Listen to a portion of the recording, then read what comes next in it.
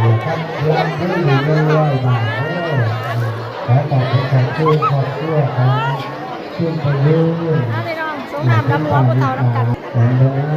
รดน้ำดำหัวเหมือนผู้สูงอายุพี่น้องเอาไปแถวเดียวแล้วตอนนี้เอามาเฝ้าแต่โยนี่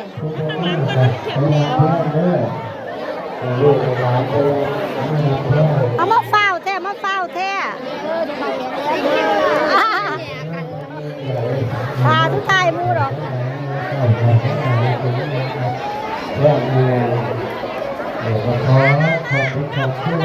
อะไรค่ะตาทุกทายมูหรอกเนี่ยครับได้ปัวเอาแล้วปัวเล็กน้อยประมาณป่ะบัวมันพาไปเสียไปเสียแล้ว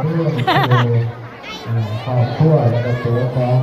ว้ยพันธิศาสตร์น้ำใส่โทรศัพท์ไปพี่น้องเปล่าเป็นปาฏิการผู้สูงเข้าใหญ่ครับผู้ใหญ่ไปก็อยู่ที่บ้านกับเขาที่นี่วันจะเป็นแง่กันเนาะถ่ายทุกทายมูก็ได้เราไม่แง่กันพอด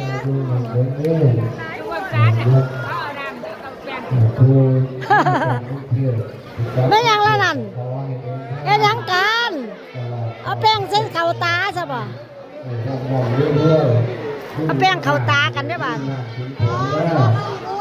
ขึ้นมาง่วงไปเรียนรุ่นมูนอดเพลงเลยแขกผู้เล่นเป็นข้าผู้ขายกลางแดดไปเราด้วย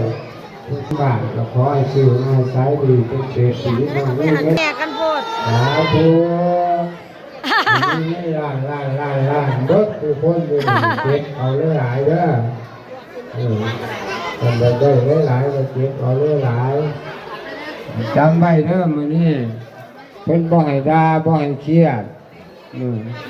บ่ให้ด่าบ่ให้เครียดบ่ให้ปล่อยเราเอาแต่สิ่งดีเอาเงินเอาทองเอาความร่ำความรวยความอยู่ดีนี่แห้งออกมาสู่บ้านขอที่หนึ่งไม่ยังบ้านเลยต้องห้ามไว้สงกรานต์นี่มันอยู่นี่มันจัดได้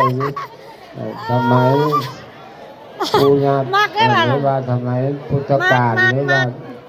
พุทธกาลเป็นเราสงกรานต์นี่แบ่งออก3 มื้อมื้อนี้เป็นมื้อน้อยเป็นมื้อลายมื้อน้อยแบ่งเขาตาหลานแบ่งเขาตาท่านกับผู้สูงอายุผู้เป็นพ่อเป็นแม่ผู้ยาจ่ายง่ายของเขา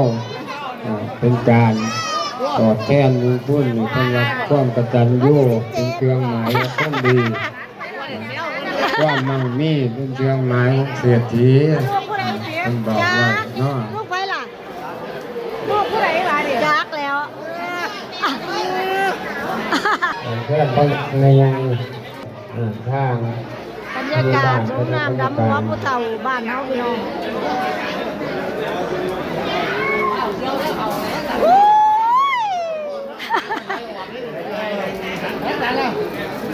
น้องน้ำพระแล้วก็ไปสู่รถน้ำดำหัวผู้สูงอายุพี่น้องบรรยากาศความมวลความซื่นมาฝากเพื่อนบ้านพี่น้องก็คือกันเนาะบ้านเด็กก็คือกันเนาะพี่น้องเนาะมวนจ้ามวน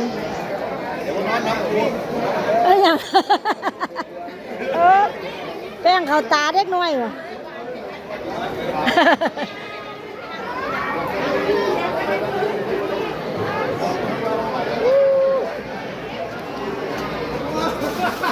ยังอีกบาท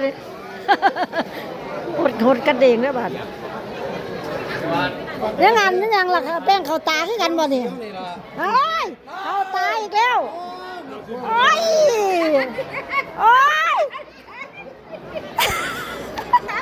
เวลาว่าแม่นแต่ละคนหน้าสิ้นดีว่าแม่นแท้แม่นคักไปเนี่ยไป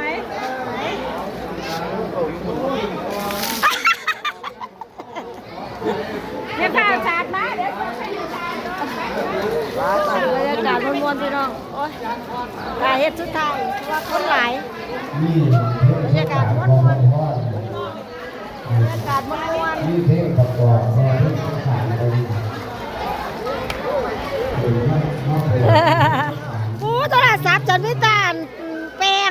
โทรศัพท์ก็มีแต่แป้งพี่น้องทางใดเพิ่น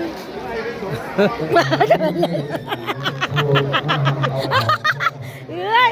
ได้บ้านไหนเนี่ยผู้บ่าวบ้านไหนเนี่ยพี่น้องผู้บ่าวโสดโสดโสดโสดนี่จะโสดนะจ้าโสดบ่โสดป่ะไปส่งน้ำผู้เฒ่าต่อพี่น้องไป